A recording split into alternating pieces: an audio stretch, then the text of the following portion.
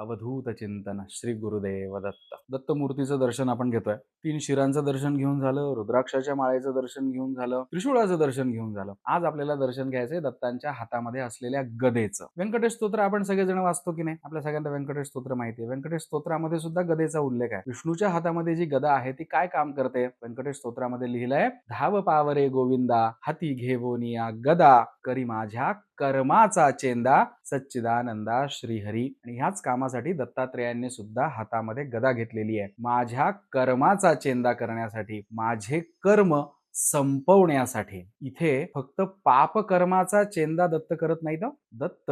दत्तात्रेय इथे कर्माचा चेंदा करतात. अध्यात्माचा एक नियम आपल्या सगळ्यांना माहिती असेल तरी पण लक्षात ठेवा की भगवंतापर्यंत पोहोचायचं असेल ना तर पापकर्म जसे संपावे लागतात ना तसे पुण्यकर्म ही संपावेच लागतात. म्हणून इथे फक्त पापकर्माचा चेंदा सांगितलेला नाहीये तर कर्माचा चेंदा सांगितलं. एकंदरीतच माझी सगळी कर्म संपली की मी त्या निर्गुण निराकार भगवंतापर्यंत पोहोचू शकतो. म्हणून दत्तात्रेयांच्या हातातल्या गदेचं दर्शन घेताना दत्तात्रेयांकडे हेच मागा की दत्तात्रेया माझ्या कर्माचा चेंदा कर आणि मला तुझ्यापर्यंत येऊ दे.